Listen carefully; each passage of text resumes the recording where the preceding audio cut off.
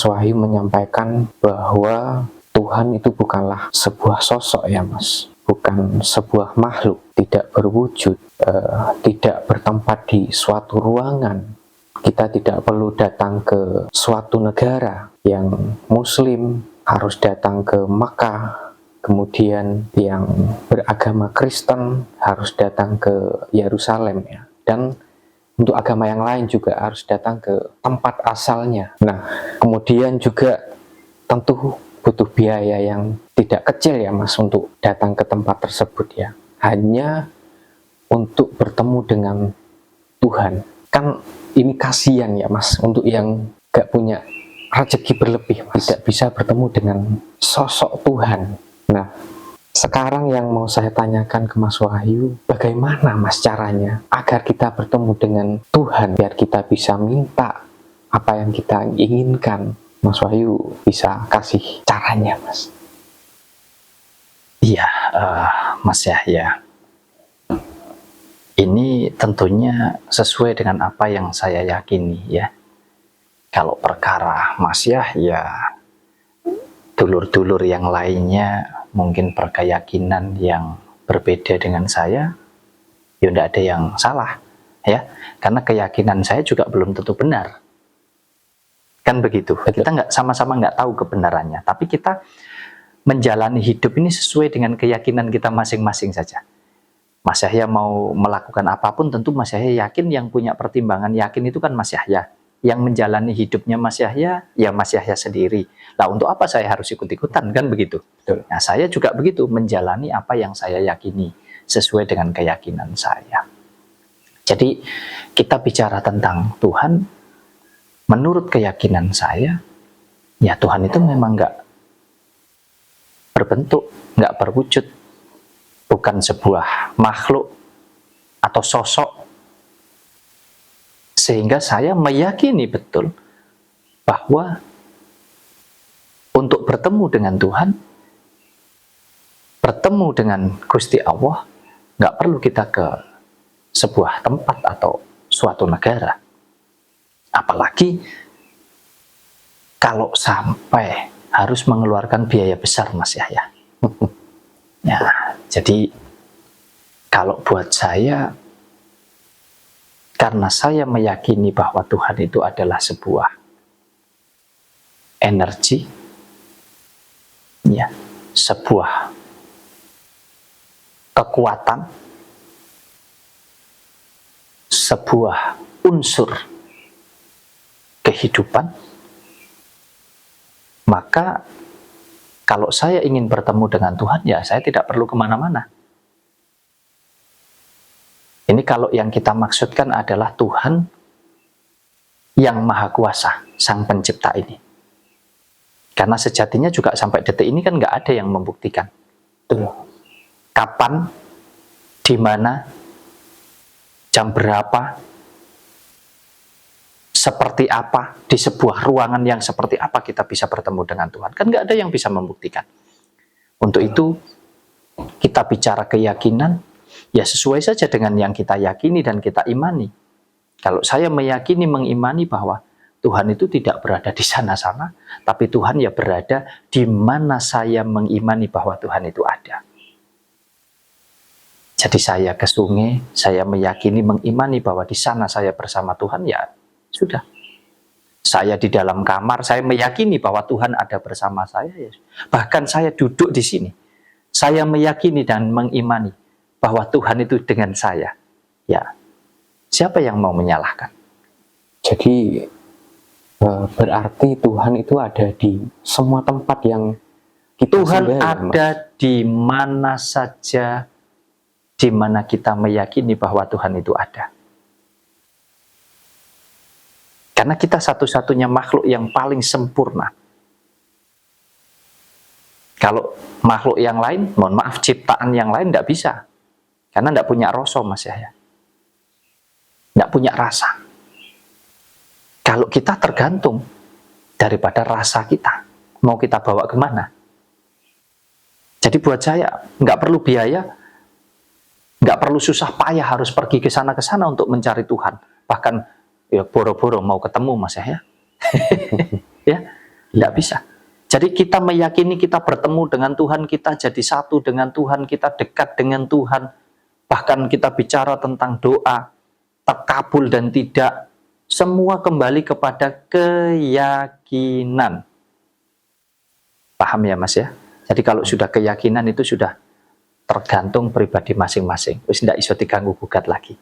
Nah, itu kalau kita bicara tentang Tuhan yang kita yakini sebagai pencipta daripada alam semesta ini. Nah, kemudian ada cara yang lebih sederhana Mas Yahya. Ini kalau Mas Yahya dan dulur-dulur teman-teman semuanya ingin bertemu dengan Tuhan. Udah nggak perlu ke Mekah, nggak perlu ke Arab, ke Yerusalem, kemana, nggak perlu Mas Yahya. Nggak perlu pergi ke kuil, nggak perlu pergi ke vihara, nggak perlu pergi ke masjid, nggak harus ke musola. Kalau memang benar-benar kepingin ketemu Tuhan. Iya, kemana Mas kita harus pergi Mas? Kalau panjenengan semuanya, ya Mas Yahya dan dulur-dulur ingin ketemu Tuhan, cukup kita berada di rumah kita saja. Kita pulang ke rumah kalau kita ada di luar rumah. Kalau kita sudah ada di dalam rumah, ya berarti kita sudah bertemu dengan Tuhan. Tapi Tuhan yang fakta, Gusti Allah sing katon, Tuhan yang nyata, Tuhan yang ada di dunia ini, bukan Tuhan dalam arti sebagai yang maha kuasa atau pencipta segalanya, tapi Tuhan yang menciptakan kita. Siapa itu? Bapak dan ibumu. Kedua orang tuamu inilah Tuhan yang nyata, yang fakta. Tuhan, Gusti Allah sing katon. Ini yang banyak dilupakan oleh dulur-dulur, oleh teman-teman semuanya. Sibuk pergi ke Mekah, sibuk pergi ke Yerusalem, bertemu pendeta, bertemu kiai, untuk mencari berkah barokahnya daripada doa, untuk kepingin bertemu dengan Gusti Allah, bertemu dengan Tuhan. Tetapi lupa bahwa kita diciptakan oleh kedua orang tua kita. Makanya dosa besar, mohon maaf,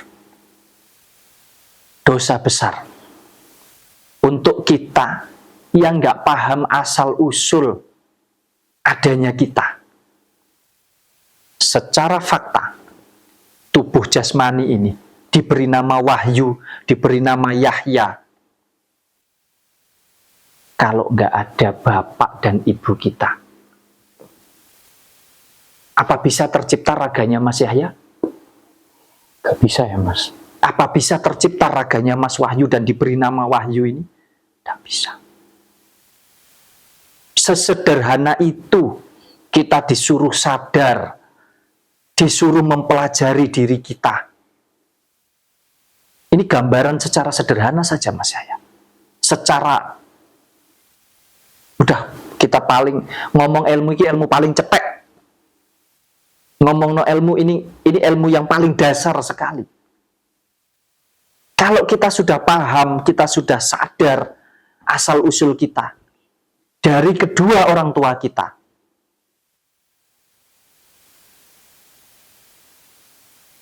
apa ndak dosa besar kalau kita lupa terhadap kedua orang tua kita? Kita tidak menghormati, kita tidak menghargai, bahkan mungkin kita tidak mampu menjaga kedua orang tua kita. Di saat kita sudah kuat, orang tua kita mungkin sudah melemah karena usia. Kalau ingin bertemu dengan Tuhan yang sesungguhnya, jaga rawat kedua orang tua kita. Wah, ini mungkin tidak banyak orang yang berpikir ya Mas, tidak menyadari tentang hal ini ya, bahwa sebenarnya Tuhan yang nyata itu adalah orang tua kita. Sangat. Yang menciptakan kita. Sangat. Wah, wah, wah. Kedua orang tua kita lah Tuhan kita. Tapi ada tapinya, itu baru yang bersifat fakta. Karena apa? Ya karena hidup kita ini ada dua unsur.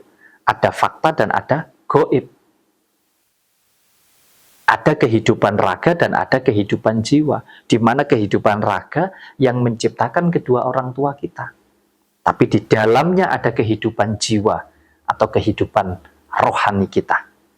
Yang mana itu diciptakan. Kita yakini itu diciptakan oleh Yang Maha Kuasa atau Gusti Allah sing ora katon atau Tuhan yang goib, Mas Yahya. Itu kan keyakinan, Mas Yahya. Nah, tapi nek ketemu yang asli, Tuhan yang nyata, ya kedua orang tua kita itu sudah nggak bisa diganggu gugat.